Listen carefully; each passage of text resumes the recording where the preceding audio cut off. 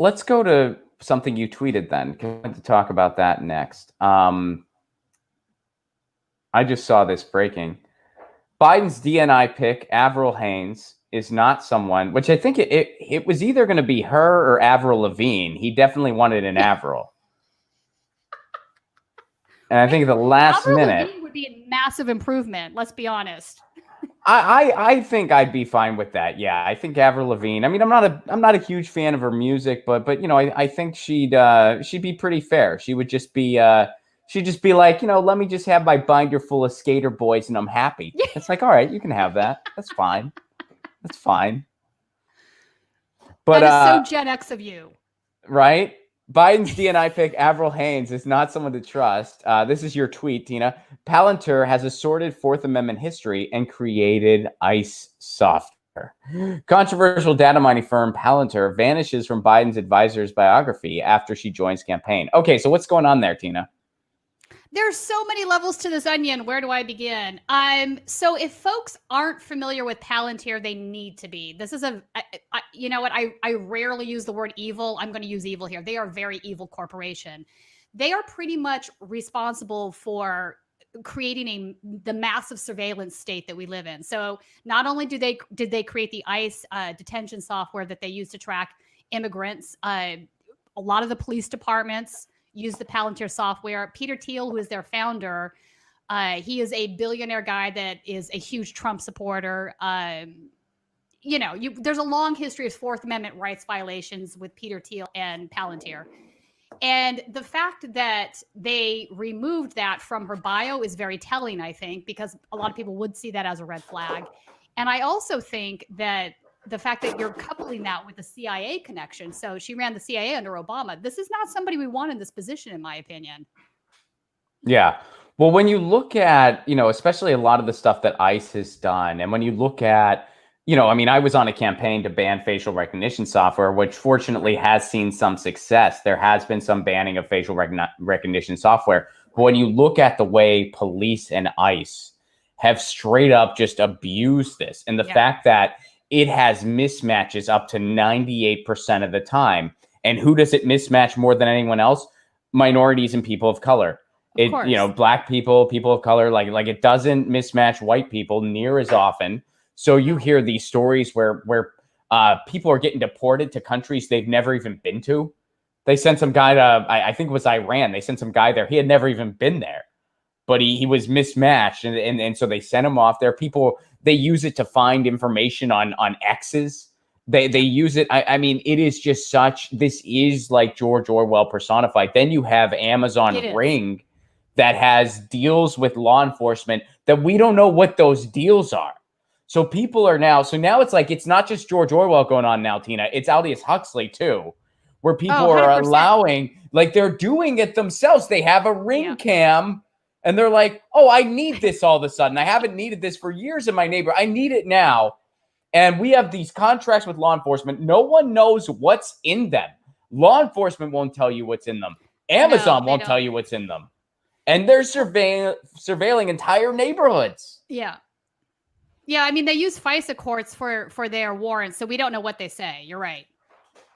This is also Palantir has pharmaceutical companies and other corporations as clients. So it's not just the government. And I think the other connection that really bothers me is Peter Thiel has given money to Numbers USA. Again, if you're not familiar with who they are, they're one of the John Tanton organizations. Why that's important. John Tanton was a white nativist.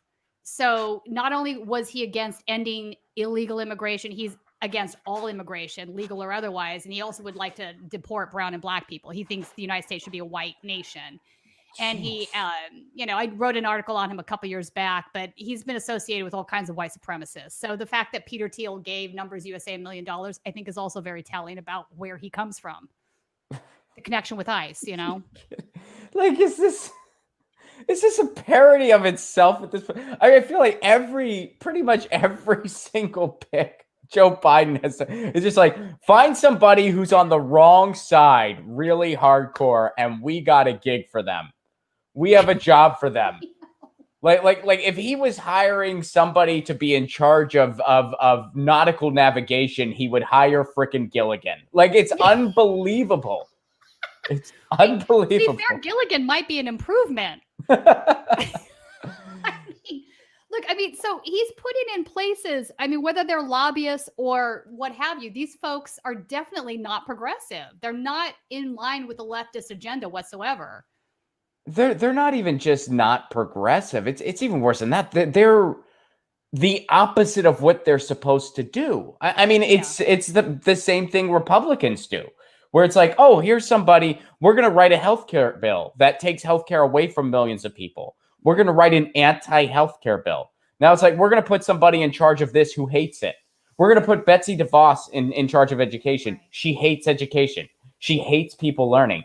We have this weird stigma in the United States where you can either solve problems by A, doing nothing, or B, doing something terrible. Right. And then you want to condition the people like, oh, you don't like this terrible thing? You shouldn't have been bitching about nothing. Yeah. I know. We're in a very dark place, and it's both parties. I just, Big time. It is both. And I see people saying, why are you pushing Biden already? I'm like, look, I never stopped pushing Biden because everybody that he has appointed thus far is pretty much on par with what I expected. None of this is out of the ordinary or out of the blue. And I think as the left needs to come to terms with this, is he marginally better than Trump? Yeah, I will grant that. Is he the person that's going to make much needed change? He's not. And the reason that concerns most of us is because what comes after Trump is going to be somebody as equally fascist or more fascist, but far more competent. If we don't address the income inequality, and if we don't address racial injustice, environmental justice, the things that need to be really taken care of, you're going to end up with a more angry population that's going to demand somebody else. And if it doesn't take the route that we want, the left exit, right? Somebody like a Bernie Sanders, it will take the more competent fascist route. That's the thing. Opinion, at least. Well, no, I think you're absolutely right. I mean, I think that the most important lesson here is that the cycle's not broken. Yeah, a neo-fascist is going away. Okay, but what replaces that neo-fascist? A neocon. And yes, Joe Biden is a neocon. Joe Biden is a neocon. That's exactly what he is. And what does a neocon lead to? A neo-fascist. That's how it works. So the cycle's not broken at all. Your term, it leads to the hologram of Mussolini. Right. Yeah. It's a fun joke, whatever, but you really appreciate that joke, and that makes me feel so good. It's why that joke works, Ron, is because not only is it true, like it gets worse than Trump, it gets to Mussolini level. It's true also in the sense that Cult 45, the folks that surround Trump, they really are cultish, and I could absolutely see them worshiping a hologram of Mussolini. I can see it. From now on, when I'm making my set list, whenever that one's in there, it's going to be just written as Tina's joke. That's how I'm going to remember it. I'm going to be like, that's the joke that Tina likes. Tina really likes that one. It's so true, though. I mean, so I've been going to the Beverly Hills, there's been protests or, I don't know, rallies, I guess, for Trump. I've seen some of the wackiest shit there. A couple of weeks ago, people aren't even going to believe this, but this actually happened. There was a guy there wearing this like silver space suit, and he was selling homemade Botox, which is like homemade botulism. So basically this guy is brewing botulism in his basement, and he was selling it at the Trump rally to his fellow Trump supporters. And then Tina, you handled all of your holiday shopping in one stop. I mean, let's look on the bright side here. What could possibly go wrong here? Like, what? I mean, I'm still like... Homemade Botox. That's brilliant. I swear to God, Ron, I could not make this up. And he had this silver spacesuit on. I don't understand what that was about. Maybe he thought it made him look like a doctor or mad scientist or something. I don't know. It was wild. I don't know. Or maybe he was just incognito and he's like, I'm going to be able to sell to these people. I mean, was there anything indicating his Trumpism, or was he just like, this is a buyer's market, I'm doing this? No, he was definitely a Trump supporter. He was definitely a Trumper? Okay. Yeah, he was definitely a Trumper. And I was just watching this with just shock, because botulism is very deadly. I mean, you could die from botulism poisoning, and people were letting him shoot the stuff into their face. I was like, oh, wow. Oh, like he was actually shooting it into people's faces. yeah. Did you capture any of this on camera? Oh, you have it on video. Oh, nice. I do. Oh, I do. Yeah, definitely. Have you dropped it yet? Because people are going to want to see that. Where can they go? I mean, you'll be able to plug everything at the end, but just where can people see that? So anyway, but I see this stuff and I think to myself, these folks are not. They're part of a cult. I don't know what else to. It's like the Bernie Sanders cult doesn't exist. This is the actual cult right here. These folks, they don't have any. They worship Trump without question. The Bernie Sanders cult is a really shitty cult because they don't do what their supposed leader tells them.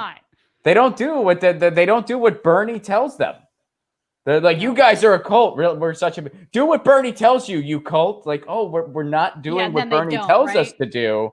That's really interesting. Maybe you guys are a cult. Maybe the Trumpers are a cult. And let's be fair here, the Democratic establishment, also a freaking cult. You cannot say anything bad about our leaders who are offering us nothing. It's all about personality. Whenever you talk to like a Democratic establishment stooge, and I'm not talking about all the people who realize like, hey, they've twisted our arm and do like a rock meets hard place and want a better solution. I'm not talking about those folks. That's most of the fucking country. I'm talking about the loyalists who feel like, oh, no, everything's fine if we just have someone with a D next to their name in charge. Everything's totally fine, and this system does not need a complete overhaul. It's only personality with those people. That's all they can lean on. Because it's like, what do they offer? How about all the not healthcare they're offering? How about all the not environmental solutions they're offering? How about all the not living wages they're offering? They're offering you nothing. I agree. It is, and you're right. You can't criticize anytime you bring up a bad vote or a bad position or anything wrong. They completely flip out, which is a problem. The fact that they're not willing to take an internal look at the mechanisms inside the party that are causing problems, it doesn't bode well for us, because they're still trying to serve two masters, the two masters being the working class that they pretend to represent, and the lobbyists, the corporatists, the managerial classes that they actually only listen to. And the fact that we have all of these appointees that Biden has placed into these positions, they're lobbyists, most of them. It's right on par with that. So it tells me they haven't learned anything and they're not listening. It's like remarkable. Well, it's not that they don't want to learn anything. It's not, I mean, they know, they just choose because they're not concerned with winning. Like their first priority is not winning. That's just abundantly clear. So that's how they behave. And we're supposed to just say, thank you, sir or madam, may I have another. That's what they want us to do. They want us to be, well, if you don't accept our nothing, you're going to get shitty. Because that's what we do. We take a bad situation and we either just let it go or we make it worse. And if you want better than that, well, tough shit. And here we are holding aid from you during a pandemic, which, by the way, again, and I've been saying this, I'm going to say it again. It is not a, quote, handout or being fed, quote unquote, to quote Nancy Pelosi, when you get assistance during a pandemic.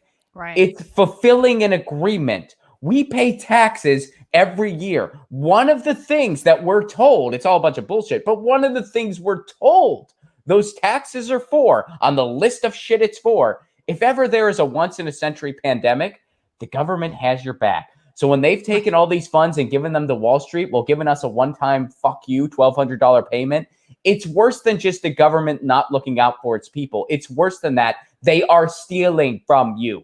It is theft. They are stealing from you. Your government is stealing from you. Every day we wake up and there's not a universal, I was going to say universal UBI. That was unnecessary. Extra word there. But a UBI, an emergency UBI, they're stealing. They're stealing. I agree. It would be, if they wanted, here's the funny thing. If they really wanted to save capitalism, that would be how you saved it. Because handing money to the consumer is the only thing they can do at this point to stop this collapse that's coming in January. Also, I wanted to bring up and see what your thoughts on this, Ron, speaking of Cult 45. One of the most interesting metrics that came out of the exit polling was the fact that Trump actually increased votes from African Americans by, I think it was 4%, and also the Hispanics. So what's going on there? This should scare the shit out of the DNC, in my opinion. These are the folks that they want to placate. They call their firewall, which incidentally I think is incredibly racist. If you call somebody your firewall and you offer them no policy in exchange for a vote, that's pretty shitty. But having said that, they should find those metrics to be very alarming. But what are your thoughts? They don't, because as long as the whole system, and it's Democrats and Republicans, the whole duopoly just exists to serve the 1%. And in doing that, as long as the Democrats can pull off victories when it's inevitable for them not to, that's okay. If they constantly lost and never won, then people would be like, what the hell? But as long as they win just enough that like the facade continues, that's good enough. And this pandemic, what it really does, it proved to be the exception. Because here's a general rule of thumb that has been proven correct for both of our lifetimes. You can't beat something with nothing. You can't beat Trump with I'm not Trump. Every rule, though, has its exception. What's an exception to that rule? A fucking pandemic. If you have a pandemic where it is completely mishandled, every way, shape, and form, where Donald Trump, as we talked about on your show with Jen, if Donald Trump can shoot himself in the dick hard enough that he can beat himself, and he did it, Tina, he did it. He shot himself in the dick. He shot himself in the dick so hard, it went out his own asshole and into Rudy Giuliani's dumb face, and then Rudy Giuliani started sweating shit, and Donald Trump beat himself. That's what fucking happened. That's why Rudy Giuliani. Did you see the video of Rudy Giuliani going after Jen, by the way? It's absolutely hilarious. Of course I did. Absolutely. But now is still Jen laughing over that. Well, I don't know if we can talk about this on air, but how's Jen doing? Is she okay? Well, I mean, she's tweeted about this, so it's not. She's tweeted. I think she's going to need to take a COVID test. Let's put it that way. Well, definitely, that's without a doubt. So for anyone, so he wasn't wearing a mask. As she was telling me, the room was very small, very enclosed. There was no ventilation. Really, I mean, that's so irresponsible. They endangered every press person in that room, and they don't give a shit. Well, let's tell people what we mean real quick, just in case they're not. So Jen Dies from Status Quo was in a press conference Rudy Giuliani was giving. She asked him a very easy, basic question. He could not answer it, and he flipped out, and he called her, what was it he called her, like rude or something? Fake. Well, the part that killed me, it went on for a little bit, but he was like, disingenuous? I think he pulled a Karen and wanted to speak to the manager, so Jen was like, I'm the manager. I am the manager, and then she dunked the microphone. But no, so Jen was at this press conference, and then a relative of Rudy Giuliani's had COVID inside this press conference. And by the way, they didn't bother notifying anyone about this. They just found out via the press, basically. Is that all correct? And I'm pretty sure he probably was already suspicious that he was sick, but just didn't care. Very scary stuff. But having said that, so I think that's one of the more important things to look at. And also, I'd say the secondary thing is the fact that they lost a lot of the House or the Senate seats in the state level. So assembly seats, state Senate seats. Why does this matter? Well, this matters for a really good reason. We're getting ready to re-gerrymander our congressional districts again. Right. And having more of those state seats in control of Republicans does not bode well for the future of the congressional districts. That's just a fact of the matter. This is entirely on the DNC. It was a problem in 2010. They've had 10 years to get their act together on this. They don't 10 care. years, Ron, and they have not done shit. And who just got reelected speaker? Who just, after losing seats in 2020, where the Republicans completely mishandled the pandemic, who still lost seats, and then they reelected the person speaker? I mean, I don't get it. It's not as much as I'd like to see Nancy Pelosi replaced in her district, it's just so difficult, because this is the thing that folks need to understand, especially if you're not from California. Her district is incredibly wealthy. The median income in her district, I think, is $140K a year. So this is a district. I would expect it to be even higher. Yeah. Yeah, I mean, it's San Francisco. They've really kicked the creative class out of that city. And yeah, I mean, we had Shahid Buttar on like shortly after the election to kind of just break it down, like what it was like, what he went through. And Yeah, I mean, political juggernauts like that, they're just, and she's saying, it's interesting, she's saying now she's going to step down from the position in 2022. Why do you think that is? It's because she knows chances are 22 will be a bloodbath for the Democrats. It will be a bloodbath. I agree. I mean, you have an unpopular president. Biden will be an unpopular president. He already is. He's going to accomplish very little, if anything. He'll probably only do bad things. And then in the midterms, they're going to go against a grossly unpopular White House. It will be a bloodbath in 2022 for the Democrats. I agree. And I think the thing that we need to keep an eye on, especially when they start the redistricting situation, is we've now have candidates that are being run by the fascist alt-right folks. So you have that gal, the QAnon even. Like, are you kidding me? She won her election. Laura Loomer's another. So we now see these folks running for these offices. And I think, unfortunately, we're going to see more of those folks win. Oh, absolutely. Yeah, absolutely. I mean, I don't see, like, for instance, like getting back to Georgia, I'd be surprised if John Ossoff won. Right. I mean, I'd be surprised. I mean, I don't know for sure, but I'd be surprised. I mean, the biggest viral clip of him is where he's saying he doesn't support Medicare for all or a Green New Deal. It's, I mean, that was his viral clip, which I watched that and I'm like, well, when he loses, I can't wait to hear how it's Susan Sarandon's fault. I look forward to it. They're so insular, Ron. They don't even hear or see the problem with them saying this. Look, Medicare for all is incredibly popular policy, and not just with registered Democrats. A plurality of voters want this. Yeah. So, you know who doesn't? The plutonomy. Yeah. The insurance industry, the healthcare industry, and all of those folks that are lobbyists that Biden appoints and Trump appoints, both parties, right? They're the ones that don't want Medicare for all. The majority of the population does. And there's no reason why we can't have it. Get your news on with Ron. Don't you want to know what's going on? We're getting our news on today. Get your news on with Ron. Don't you want to know what's going on? We're getting our news on today. Yeah, yeah, yeah. You can tweet me an article at Ron Placone. We'll go through it together and make it our own. Get your news on with Ron.